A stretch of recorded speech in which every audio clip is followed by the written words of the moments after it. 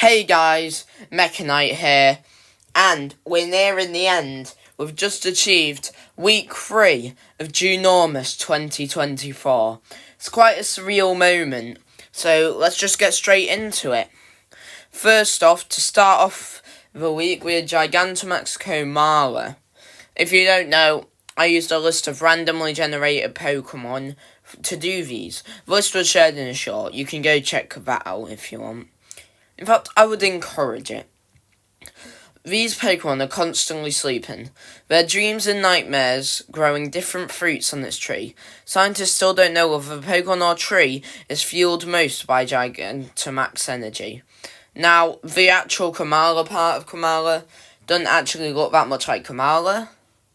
However, I kinda gave it the Pikachu chunk treatment when it Gigantamaxed, which I think is pretty funny. Komala and Pikachu, they just both seem like great candidates for the chunk treatment.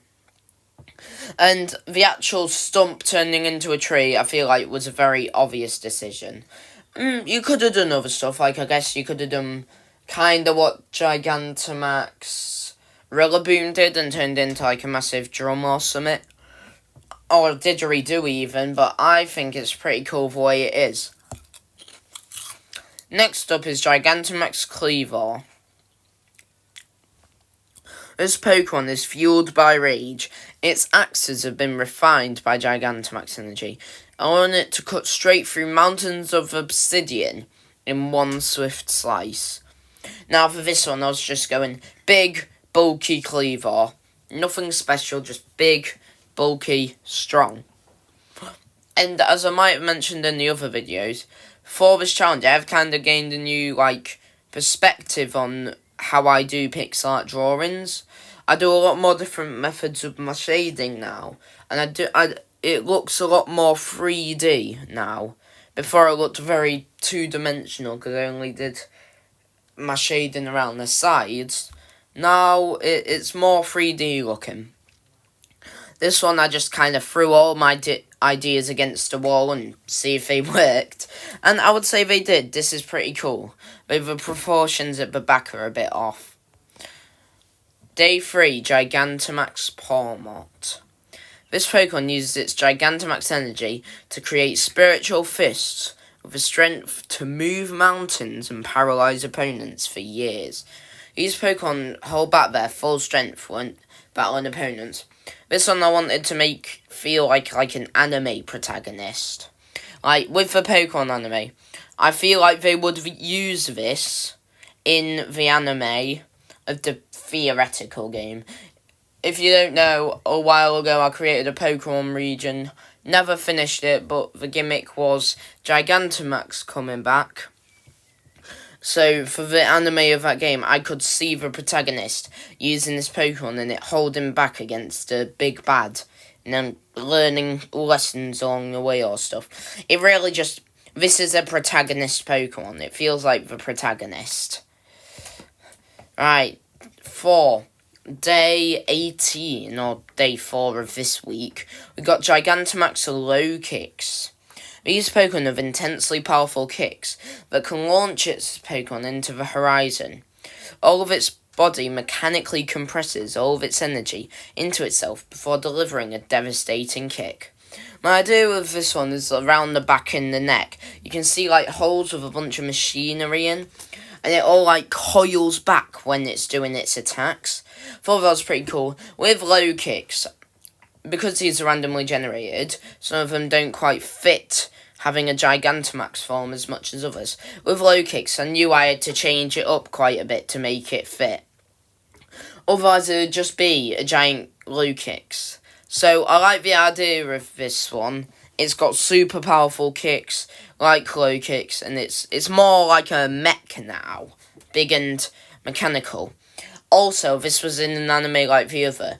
It is a must. An absolute must. Well, I guess Team Rocket's done now. Not rest in peace, but you will be missed, Team Rocket. But this is this Pokemon would definitely send them blasting off again. Because Team Rocket goes busting off all the time, and this Pokemon, if they don't do it at least once, then it's a waste of a Pokemon. I'm sorry. The whole point of this Pokemon is to send Team Rocket flying off again. For day 5, we had Gigantamax Mismagius. This Pokemon can cast enchantments that take the opponents back to their darkest enemies. They can read the minds of any Pokemon or people. This one, I think, Mismagius is actually better. Feels like one of the ones from last year, but I didn't really take the Pokemon into account enough. But I do think the sort of gems floating around the Pokemon is a cool touch. I think they would just fly around. There could probably be some cool lore about, like, them actually storing the Gigantamax energy. I can see some cool custom Gigantamax attacks for this. And that reminds me, last year I also made another video giving all of the Pokemon from last year's Junormous challenge Gigantamax moves. If you want to see me do that again, leave a like. I wasn't planning on doing that, but I could definitely see a move for this Pokemon where it sends all the Gigantamax energy into its crystals and then fires it at the opponent like a cannon. But also I think the position of the hat, especially on this Pokemon, is pretty good. You can get a lot of personality just from the pose and stuff. Even if it's not the best one of this week, I would say it's not very good. Though, unlike last week where we kind of had an off week, this week I'm back on my game. I'm happy with all of these. Day 6, though, Gigantamax Burnett. The Gigantamax energy of this Pokemon fused with its own spirit and sends dark energy bursting out of the Pokemon. Now, with this one, I knew I had to do with Mega Bayonet, with the pink energy coming out of it. This one, as you can tell, it's a lot more beat up. This has been in one too many battles, and honestly, I think I rushed this design. I definitely could have done a better one with this exact same concept. Bayonet head, ripped at the top, towering above you, not like sort of just a square like this one. Like big, tall, kind of like Meowth. And I think that would just work better. Spent more time with it, gave it a different pose. Maybe even had more canvas room. Like I said last time, I'm getting better at like using all the space I've given myself. But with this one, I feel like I maybe just needed a bit more for what I was going for, but also the pose I don't think I accomplished well enough. However, it's on to day 21. If you've been following this series, you know that every 7 days we get a special one. Not a Pokemon, but a group of Pokemon you can choose between. Now, this week, it was DLC. Now, a lot of you doing this challenge on your own might have been confused by this, and I don't blame you. But it was just a Pokemon from a DLC or related to a DLC. So, whilst many of you would probably expect me to do like Calyrex, or Ogerpon, or Loyal Free, or anything like that, I didn't really feel like doing that. I felt like just doing one of the regular Pokemon they added. Honestly, our Chaladon would also be really good for this. But then again, Duraludon has a Gigantamax form, so I'm pretty sure I did remember. I would have done our Chaladon if it wasn't for just Duraludon having one. And that's why I chose Hydrapple. I think it's a pretty nice Pokemon. Lends itself pretty well to a Gigantamax form. And I could have done like Blood Moon or Saluna, but you know, the odd, strange, one-off sort of Pokemon. I feel like they wouldn't give you a Gigantamax form if it's the only game you'd get him. This Pokemon can create infinite amounts of heads from Draconic energy.